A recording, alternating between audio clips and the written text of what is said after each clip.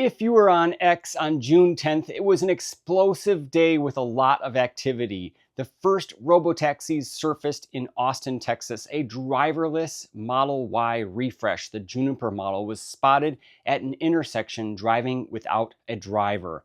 Now, this sparked a whole bunch of excitement. We had a lot of people going out to the site where the car had passed by, and we have a lot of other people speculating on this and that. And then Elon Musk came out and mentioned some very specific details about full self-driving. And I'm also going to talk about my opinions on the future of full self-driving unsupervised. First of all, before we get started, if you're new here, my name is John and I cover the progress of full self-driving, particularly here in Chicago on my 2019 Model 3. Now, I do have an older hardware, it's hardware 3, but I bought the same package that all of the hardware 4 cars have, which is full self-driving. It was promised back in 2019 that these cars would be able to drive themselves across the country without a driver in the driver's seat. You could essentially take a nap and have it take you from point A to point B. All cars being produced have all the hardware necessary, compute and otherwise, for full self-driving. Still waiting for that day, and I'm very optimistic that Elon will deliver on his promise of retrofitting all of the hardware 3 cars to achieve unsupervised FSD. If you appreciate my content, first of all, I'm going to say this up front. Please hit that subscribe button and hit the like button. It goes a long way towards supporting me. A lot of details about unsupervised FSD surfaced in the last earnings call. Let's roll the clip where Elon talks about the generalized AI approach to FSD. Now let me walk you through why I'm so excited about the future of Tesla. So first of all, autonomy. The team and I are laser focused on bringing Robotaxi to Austin in June. Unsupervised autonomy will first be solved for the Model Y in Austin, and then actually we should parse out the terms robotic taxi or robotaxi and just generally like what's the cybercab, because we've got a product called the cybercab, and then but any Tesla, which could be an S3, X, or Y that is autonomous, is a robotic taxi or robotaxi. It's very confusing. So the vast majority of the Tesla fleet that we've made is capable of being a robotaxi or robotic taxi. And as we're going from, once we can make the system work where you can have paid rides fully autonomously with no one in the car in one city, that is a very scalable thing for us to go broadly within whatever jurisdiction allows us to operate. So because what we're solving for is a general solution to autonomy, not a city-specific solution for autonomy, once we make it work in a few cities, we can basically make it work in all cities in that legal jurisdiction. So once we can make it basically work in a few cities in America, we can make it work anywhere in America. Once we can make it work in a few cities in China, it can work anywhere in China, likewise in Europe, limited only by regulatory approvals. So this is the advantage of having a generalized solution using artificial intelligence and an AI chip that Tesla designed specifically for this purpose, as opposed to very expensive sensors and high precision maps of a particular neighborhood where that neighborhood may change or often changes, and then the cost stops working. So we have a general solution instead of a specific solution. If you stopped listening to the earnings call at that exact point, you'd walk away thinking everything is on track. This is exactly what I expected. It's going to scale quickly, and every city is going to be able to be solved for relatively quickly. They're just starting in these cities that are easier to start in, and then it's going to go quick and expand to other cities. However, if you stayed on the conference call, Elon clarified one very important thing, and that's what I want to hone in on here today. But before I get into that, I just want to specify what he said about the legal jurisdictions. So this is quite fascinating to me because every state has different laws regarding autonomous driving and what's allowed and what's not allowed. There was an article posted recently, and actually in 2025, there's some legislation that they're working on passing, and it's called the Autonomous Vehicle Acceleration Act of 2025. It was introduced by Senator Cynthia Lummis, and it aims to modernize federal safety standards and establish a cohesive national framework for autonomous vehicle deployment. That means deploying it across the entire country. Now, USA is a lot easier to pass through these bills and allow autonomous cars than a lot of other areas, in particular places in Europe, places in especially like Japan. There's going to be countries that are going to be really, really tough to allow this technology to progress forward. So first and foremost, I'm very optimistic about the United States passing legislation to allow this. But at the end of the day, the federal government can't force these states to enact these certain laws, in my opinion. This is my opinion. But it says this bill in specific, it addresses limitations in the current federal motor vehicle safety standards, the FMVSS, and it introduces clear definitions for terms like autonomous vehicle and automated driving system. And it emphasizes US technological leadership in this sector, Tesla. So I'm hopeful that this passes and goes through and makes it a lot easier for states to adopt this. But the mindset at Tesla, and I tend to be more on this side as well, again, I'm more optimistic than I am pessimistic, is that once it's proven in a couple locations, it will just be a downpour from there. Everybody's going to say, I want this. It's proven, it's safer, it's better. I can get work done while my car's driving me around. I don't need to sit there in traffic.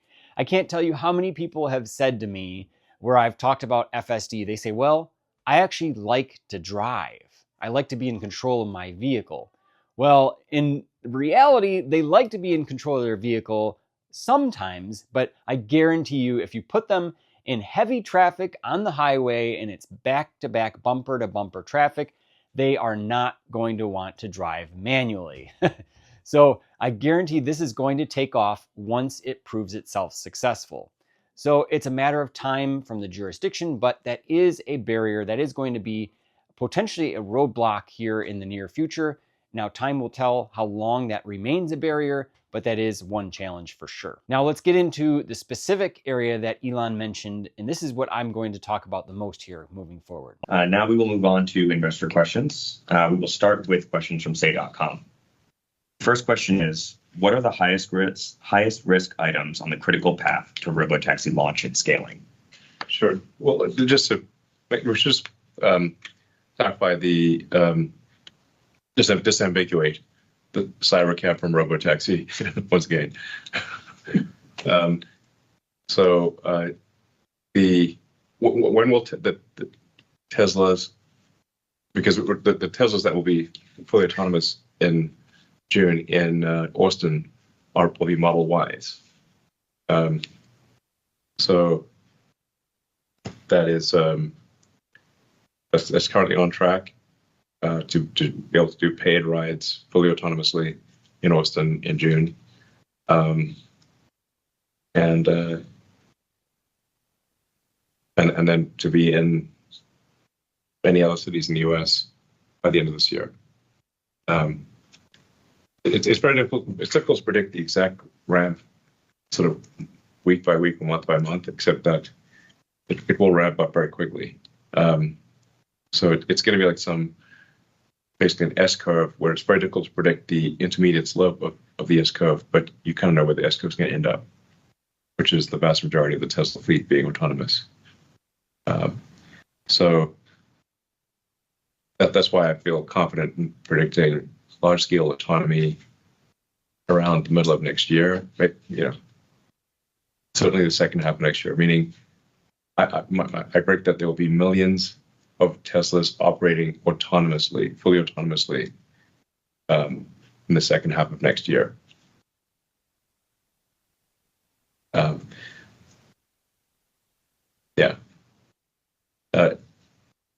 So if you noticed, he still hasn't answered the question about the major challenges to the critical path to achieve unsupervised FSD until he says this. it does seem increasingly likely that there will be a localized parameter set where sort of like that the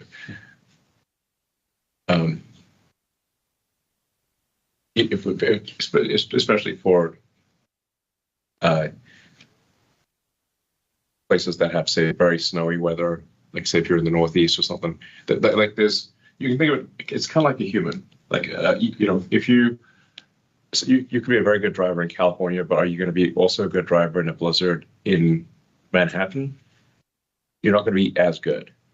So there is actually some value in, you can still drive, but your probability of an accident is higher. So it's increasingly obvious that there's some value to having a localized set of parameters for different regions and localities. But this is I put that in the nice to have category. It's not the required category. Again, it's really the car is just very much like a human. It's digital neural nets and cameras, and humans operate with biological neural nets and eyes. And so the same strengths and weaknesses will be present for a digital neural net and cameras versus a biological neural net and eyes. Ashok, if you'd like to elaborate on that. Yeah, and speaking to the location-specific models, we still have a generalized approach, and you can see that from deployment of FSD Supervised in China, where with this very minimal data that's like China-specific, the models generalize quite well to completely different driving styles. That just like shows that the AI-based solution that we have is the right one, because if you had gone down the previous rule-based solutions or like more hard-coded HD map-based solutions, it would have taken like many years to get China to work. You can see those in the videos that people post online themselves. So the generalized solution that we are pursuing is the right one that's going to scale well. And you can think of this like location-specific parameters that Elon alluded to as like a mixture of experts. And if you're sort of like familiar with the AI models like Grok and others, they all use this mixture of experts to sort of like specialize the parameters to specific tasks while still being general. This makes the model use limited amount of compute to solve for the diversity of tasks that it has to solve. In terms of addressing the question that asks for, what are the critical things that we need to get right, one thing I would like to note is validation. Self-driving is a long-tail problem where there can be a lot of edge cases that only happen very rarely. Currently, we are driving around in Austin using our QA fleet, but then it's like super rare to get interventions that are critical for robotaxi operation. And so you can like go many days without getting a single intervention. So you can't easily know whether you're improving or regressing in your capacity. And we need to build out sophisticated simulations, including neural network-based video generation. That's all happening in the background to make sure that we deliver a safe product and we are able to measure our safety, even though we can't just like see it by driving around the block or something like that. In very basic terms, if we're seeing an accident every 10,000 miles, well, then you have to drive 10,000 miles on average before you get an accident or an intervention. So it's like, okay. Now imagine, I mean, we must be really, people must be very worked out by the sheer number of Teslas doing circuits in Austin right now. We're like, well, it's going to look pretty bizarre. Yeah. Some people are chasing us away. Yeah. There's just always a convoy of Teslas going all over to Austin in circles. But yeah, as I just can't emphasize this enough. In order to figure out the long tail things, if it's 1 in 10,000, let's say it's 1 in 20,000 miles or 1 in 30, then now the average person drives 10,000 miles in a year. So now try to compress that test cycle into a matter of, a few months. It means you need a lot of cars doing a lot of driving in order to compress that, or just do in a matter of a month what would normally take someone a year. Yeah, and exactly. I would just also add that, if you haven't looked at those videos coming out of China, people are those videos are amazing. They're putting it to real test. I mean, they're taking dirt roads. Frankly, I think the Chinese consumer might be the most demanding consumer, and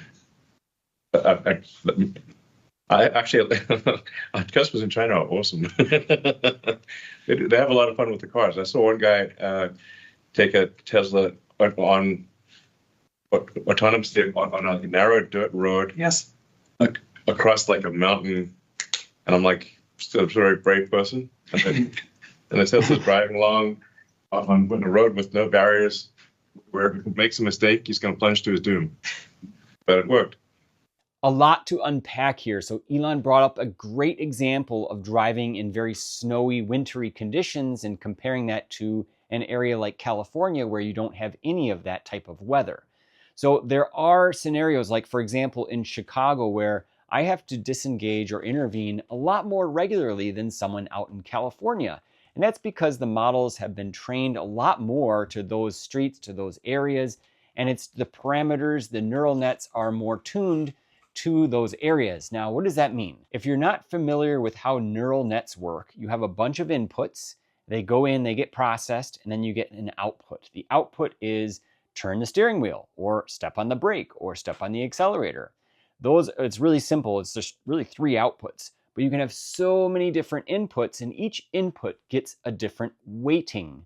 Each input is considered a parameter, and each weighting is basically a value. You can think of it between 0 and 1. The higher the value, the more important that weighting is. So, for example, if a pedestrian is about to cross the street, your weight of stop or the weight to actually hit on the brake is going to be higher because it detects the motion of that person crossing the street.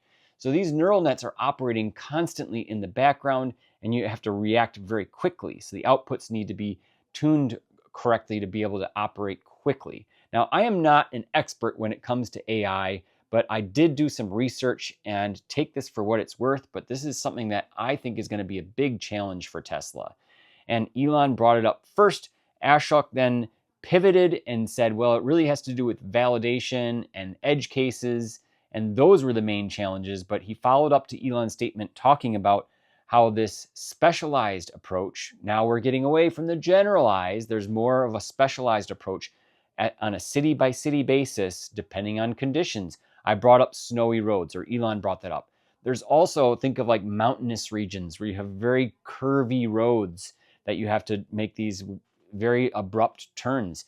There's so many different cities where you have one-way streets and specific on-ramps. HOV lanes. Like, we don't have too many of those in Chicago, but in California, they're all over the place.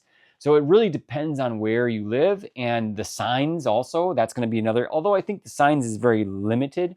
But let me talk about the mixture of experts. So what is mixture of experts? It's a machine learning technique where a model is composed of multiple specialized models. So again, we're getting away from generalized, but they did emphasize that it's specialized within a generalized approach. They're going to have this general model, which today we all have it, and it operates great, by the way. Maybe 99% of your drives are going to be really well done, but it's that 1%. And that's where this mixture of experts is going to come in. And these are essentially neural nets that are trained specifically to handle part of the space. So it's like a gating network. So you can think of this as each mixture of experts is a specialized model. It's smaller, it's a much smaller, and it's considered an expert. So this neural net is an expert for Chicago. Or you have a mixture of experts model for Boston. And you have a special model. And basically, it's these parameters that are tuned specifically for those cities to be able to react differently.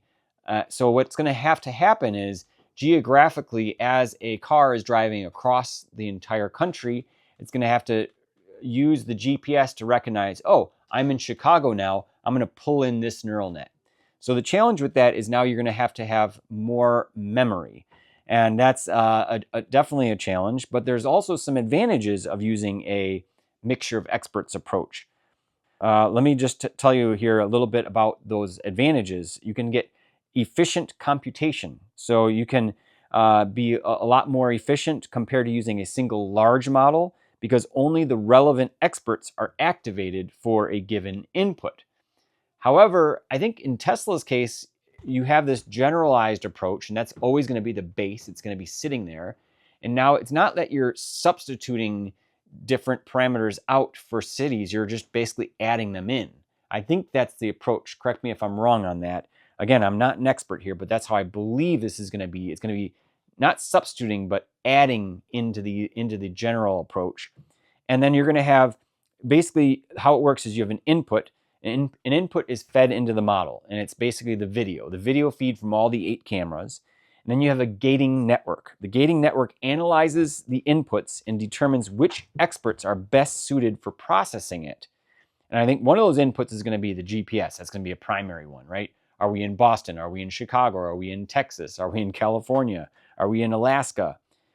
And then you have the expert processing. The selected experts process that input, and then the experts' outputs are combined, usually through a weighted averaging or other method, to produce the final output.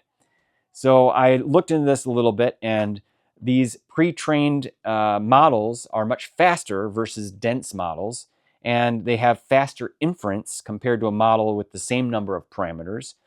However, the big caveat is it requires higher VRAM, as all experts are loaded in memory. So here's the catch-22, and they didn't really talk about this, but it's going to require more RAM, more power to process these extra neural nets on top of the general neural net approach. And then you also face challenges in fine-tuning.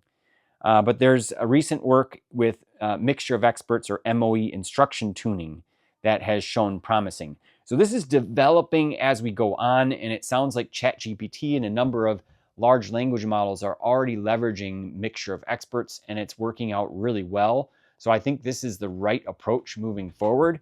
It's just going to require a lot more processing until we can catch up with the compression algorithms and basically distilling the models and bringing them down to a smaller size to be able to process, because that is an issue. You have to cool the computer. It gets hot. You think of all these data centers that are processing, they get so hot. In a car, you don't have liquid cooling. Well, actually, I take that back. AI4 does have liquid cooling to my knowledge, whereas hardware 3 doesn't. I think that's going to be common where you're going to have liquid cooling for these computers in the cars because they do get hot. So M is for machine. He commented on one of Elon's posts the other day saying, model size keeps increasing faster than distillation improvements. And he says, if only someone could have predicted this. In other words, he predicted this. He knew that this would happen. And this was in response to Elon Musk's message yesterday, a response to Whole Mars blog. But let me start the thread here where it began. Elon mentioned that these are unmodified Tesla cars coming straight from the factory, meaning that every Tesla coming out of our factories is capable of unsupervised full self-driving, which is great. Now, when my mother picked up her Model Y, this was all over the news. Everyone was saying, look at these cars. I think Sawyer Merritt was saying that all cars from now on are leaving the factory with FSD enabled, and they're driving their way all the way out to the parking lot for deliveries. So I thought, oh, great. That means all the cameras have been calibrated. That means FSD is functional upon pickup. Well, my mother ordered full self-driving, and when she picked it up, guess what? It didn't work. She had to drive the car around for 4 miles before she could turn on FSD. So I was like, well, wait a minute.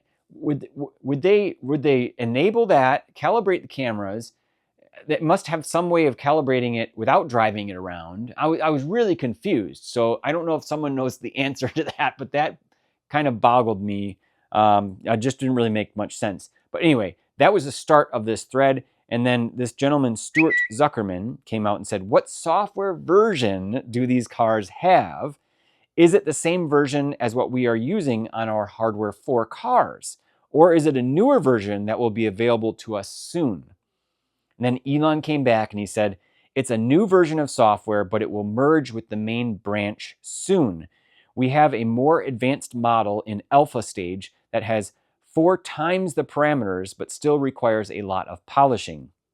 That's probably ready for deployment in a few months.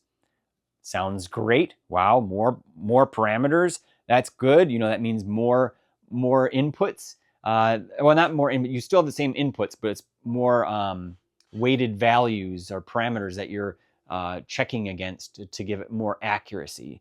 And that's going to essentially account for those edge cases. More parameters, the better, but then it comes down to tuning those parameters. How important is one versus the other? It's very complicated. What Tesla is doing, guys, is groundbreaking. I mean, the amount of effort and time that goes into this, it must be kind of like a balancing act of, okay, let's tune this.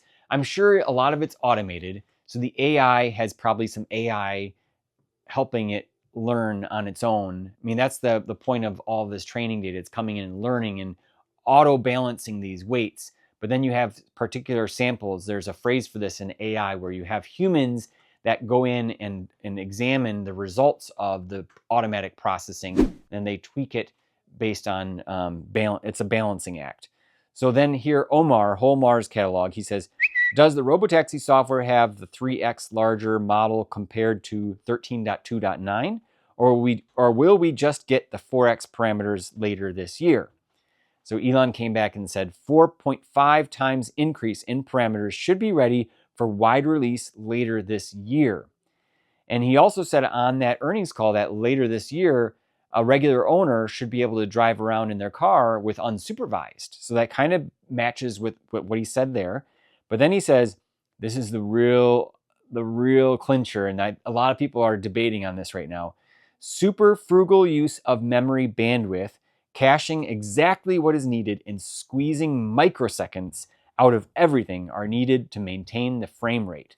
And the whole system needs to be retrained. So that is a big deal. So someone said, help me, James Dauma, you're my only hope. I would love to hear you explain this. So James Dauma came back and said they need to do significant framework development and code optimization to maintain the reaction time for a larger model. So you see this model just keeps getting larger and larger and larger, and it requires more and more memory. So a lot of people are speculating that AI 4 is reaching its limits now. And this is all to be expected. It's just constantly going up and up. And I compared this to the iPhones. So this is software in general. If you were to go back to Windows 95 and you were to tell a developer back then that they have 16 gigabytes of RAM and they have 2 terabytes of hard disk space, their jaw would drop to the floor. They'd be like, we don't need that. Are you crazy? That's way too much. Well, guess what happens? Windows Vista came out. And that just ruined everything. Everything started getting really sloppy, and everything got just piled on garbage, piled upon garbage, piled upon garbage. And instead of getting rid of it, instead of optimizing it and saying, okay, guys, we got to cut all this stuff out, get rid of the stuff that's not operating efficiently, and let's really get back to the basics. Instead of that, they said, oh, let's just throw some C++ in there. Now, C++, if you're not aware, compared to C or some other basic programming languages, comes with a lot of overhead. So it's going to require a lot more memory. It's going to require a lot more space to run. So they're like, oh, okay, that's fine because the technology keeps improving. So what I'm saying is that baggage is no longer a bad thing, but it takes some time for the technology to improve to allow for that. There's a law. It's Moore's law. Moore's law is the observation that the number of transistors in an integrated circuit doubles about every 2 years. So given that fact, people are like, oh, okay, we can be sloppy. We don't need to be efficient. Well, so with that said, it's inevitable that we're just going to continue to expect that we need better hardware moving forward to operate these models efficiently, effectively, and safely enough to make it work. So it could be possible, though, even though these models keep getting larger, it could be possible that we come up with better compression algorithms and we can distill the models to make them smaller and operate more efficiently. So that's definitely possible. But James Dalma goes on to say that the target moving from 3 times to 4.5 times means they've found methods for squeezing in more parameters, probably via improved quantization and maybe some mixture of experts like methods, so they can field an even bigger model on AI4 than previously planned.